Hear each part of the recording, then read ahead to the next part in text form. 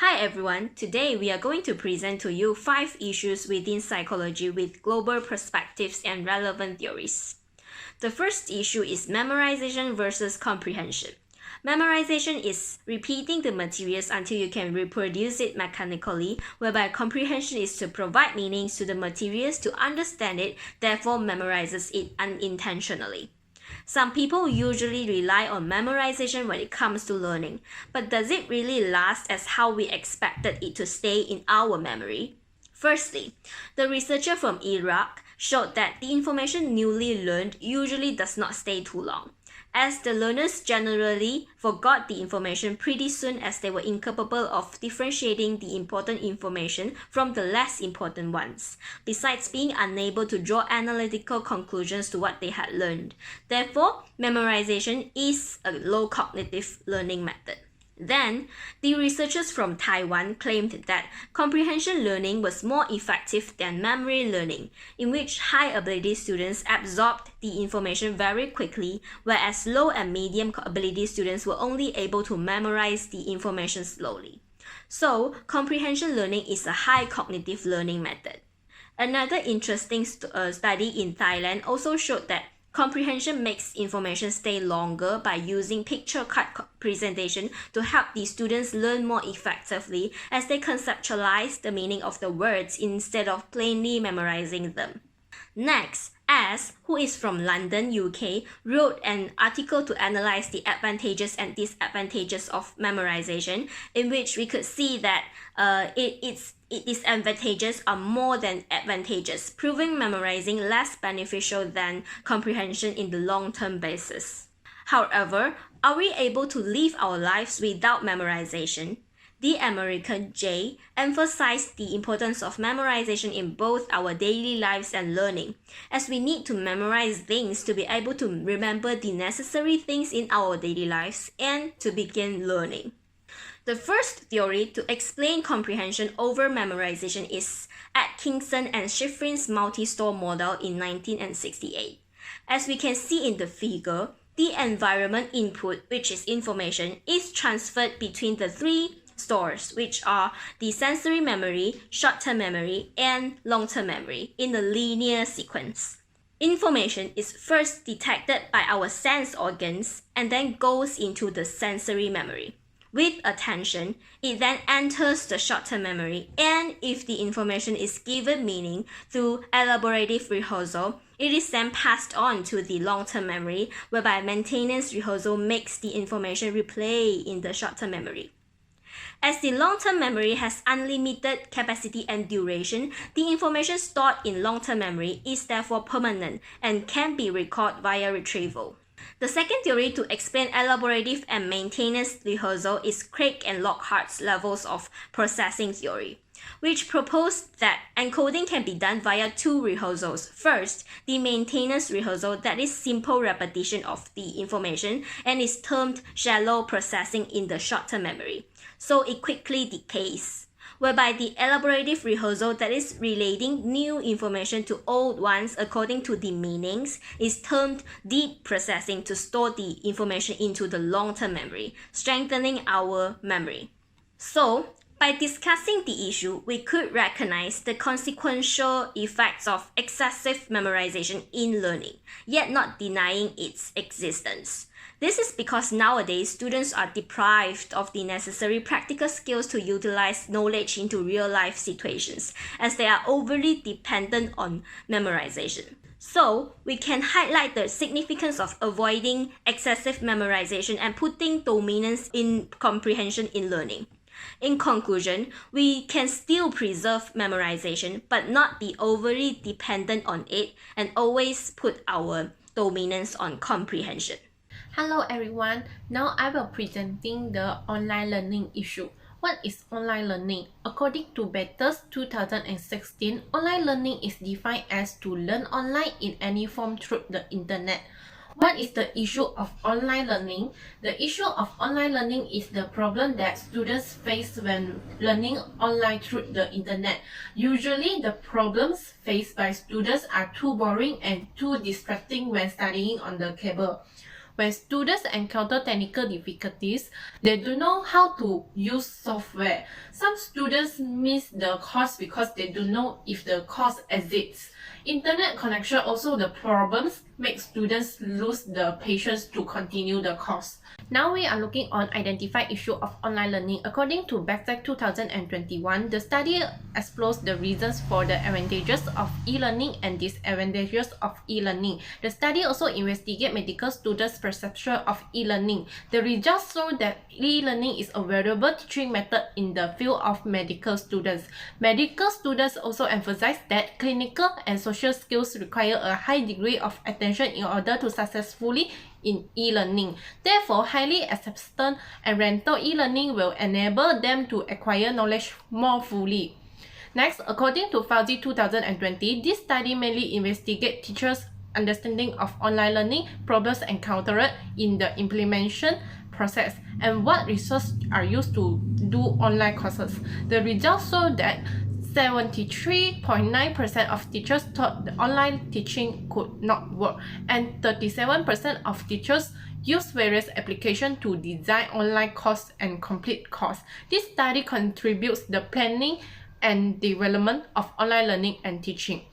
Next, according to ELO 2020, this study explores students' views on COVID-19 online learning. In this study, clues were found about internet availability, funding issues, and online implementation. It is also found that students are usually unable to understand the online courses of the instructor, so they hope there is a video of review. This result shows that students' attitude towards online learning are mostly supportive.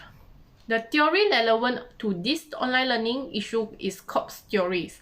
The core of this theory revolves around experience learning from experience, and changing ideas can be defined as a real learning. How learning styles inventory relevant to the online learning issue. Students have the opportunity to learn how to apply the experience of online courses to more learning in the future. The concepts they observe can be changed by observing the results obtained from the ideas put forward in the previous stages, such as diverging students. The lecturer can give a tutorial for students to discuss in a group. How is experimental learning cycle relevant to the online learning issue? Learning involves the acquisition of abstract concepts that can be applied flexible in a range of situations. Therefore, for new learning methods through online learning, students will learn abstract concepts that can be flexible, applied to various situations. My name is Aisha Nisa, and I will be presenting issue 3, which is motivation in online learning. Motivation is the act of initiating and maintaining a goal-oriented task. It has a strong influence on how a person learns. Motivation has a wide range of effects because of how it raises a person's energy level, defines persistence in achieving a particular target, influences the types of learning strategies used, and influences a person's thought processes. Here is motivation from the educational psychology perspective.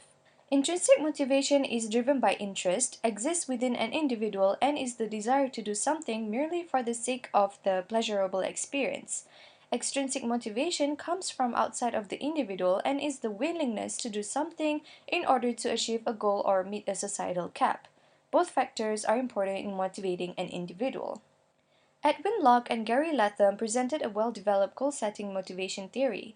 In terms of progress, the theory emphasizes the value of goals. According to the theory, there are two cognitive markers of actions, beliefs, and intentions or goals. Emotionally is the way in which one encounters one's value judgment, according to Locke and Latham. That is, one's values drive one to behave in a way that is consistent with them. In addition to priorities, other factors also influence behavior, or in this theory, job performance. Goals that are hard to complete requires more focus, determination, and perseverance. People are motivated by goals to formulate tactics that will help them achieve their objectives. The image shows the simplified view of the goal-setting theory. These are some practical suggestions for teachers to consider when attempting to use goal setting to enhance motivation and performance in students during physical and virtual classes. First is to specific objectives, provide students with a target to aim towards and enable them to track their own process. Second, a goal that may be too simple to achieve will not result in necessary performance improvements. The main point is that in order to improve results, a target must be both challenging and precise. Third, allowing students to engage in the goal setting process is a strong way to gain acceptance. To put it another way, involvement in the target setting process appears to increase goal engagement. 4. Feedback is beneficial in two ways. First is that it assists students in determining how well they are performing, and second is that it assists students in determining the extent of the changes that must be made to their performance in order to progress. Fifth, the importance of goals grows as students understand that their success will be judged by how well they met their objectives. 6. When a student is mindful that a deadline is closing in, he or she may put in more effort to complete the assignment. 7. A learner with a learning target orientation aspires to develop their skills by mastering difficult situations. An individual with a performance target orientation, on the other hand, seeks favorable decisions to demonstrate and validate competence. And finally, 8. It's worth noting that a mix of complementary group and individual goals is more successful than that of individual or group goals on their own. Here is Jan O'Neill's SMART goals to implement motivation when learning online. Specific is to concentrate on the primary goal of e-learning and establish a consistent output goal. Measurable is to select e-learning resources that can be analyzed. Attainable is to share achievable goals. Realistic is to set a goal that correlates to the particular inputs that could be used. Time-based is to create a logical schedule for achieving the target. Hello, my name is Irina Patricia, and I'll be presenting the fourth issue, which is media in education. So, media can take on many different forms, from mass media, visual media, and social media. It is a channel of communication, so we learn through watching the television, listening to the radio, or even scrolling through our Twitter feed. It greatly influences society by informing, educating, and entertaining people. So, information is disseminated through the news, books, films, podcasts, and blogs. So, from the Malaysian perspective, a study by Carr et al., which is on video as an educational tool, media helps in retention of subject content. So, video facilitates comprehension and retention of content by rendering the information more meaningful to learners. Other than that, it contextualizes learning. So, Video, video and films present real life cultural situations. So three skills were emphasized: speaking, listening, and writing. So students get to model the spoken language in the video, listen to the explanation, and put them into writing. Lastly, it stimulates the cognitive aspect of learning. So it is an effective instructional tool to address difficulties in comprehending literary text or articles. So the use of narration, animation, and audio helps to describe the content better. So social media as an educational tool, it helps in collaborative learning. So it facilitates collaborative learning by creating understanding among students and sparks discussion with peers, lecturers, and increase knowledge sharing. So it helps to reinforce certain topics. Other than that, it's a good research tool so students can use poll surveys or even just a simple post to question or to see how people feel about certain topics. Lastly, it helps in increasing the teacher-student interaction or engagement, so students can easily interact with educators about academic-related issues. From the global perspective of media in education, a study in the Philippines shows that social media helps students and teachers maximize the use of social networking.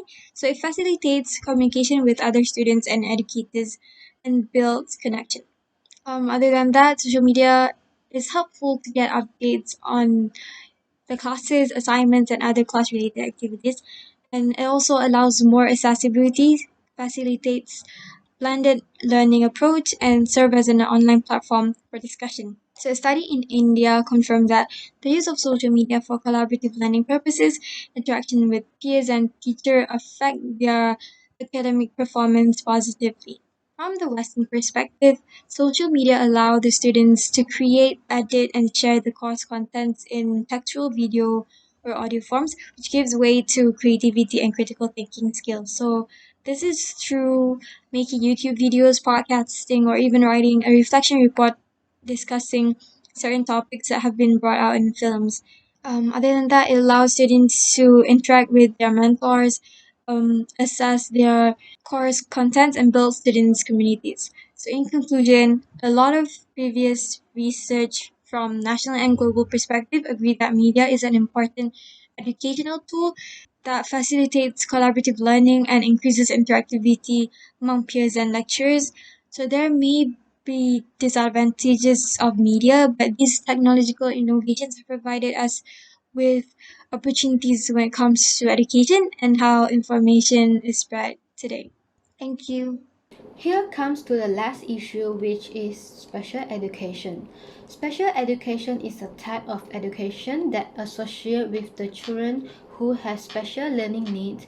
It divides into two categories, which is internal factor and external factor. Internal factor is the permanent abnormalities in child, and external factor is the temporary disabilities.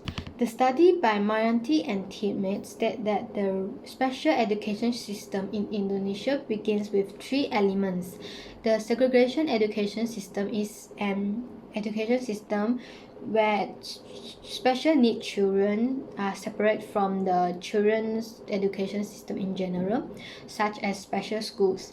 Integrate education system is the process of moving a student to an environment that is not too separate, hence they can have more interactions with school members in general. Inclusive education is an approach that attempts to transform the education system by removing barriers that can hinder every student from fully participating in education. Another study by Kaufman and Anatosio mentioned that disproportionality in USA caused by some factors. Firstly, the cultural bias or incompetence, which often mistakenly identify the minority students. Secondly, socioeconomic disadvantage of inadequate response to cultural and socioeconomic differences between children and their families. Thirdly, the requirement in health-related and healthcare of minority children are regularly ignored. Lastly, the actual school academic performance and behavior of using inappropriate assessment strategy for minority groups. The study by Bin Butter state that the rapid progress of special education in Saudi Arabia can be attributed to several factors. Firstly, the government has given supports by paying attention to the education of those with disabilities. Secondly, they use the specialists who are able to develop and improve special education programs. Thirdly, they have a strategy planning which are urging regular schools to take an active role in the education of exceptional students, developing human resources for special education, improving the quality of special education services, and guiding the practice.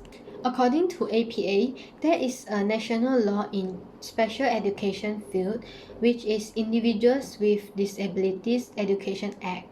It ensures all children with disability have the right to receive a free, appropriate public education to meet their special needs and provide them with more needs for education, employment, and independent living. The Act defines special education is for the children with disability as follows.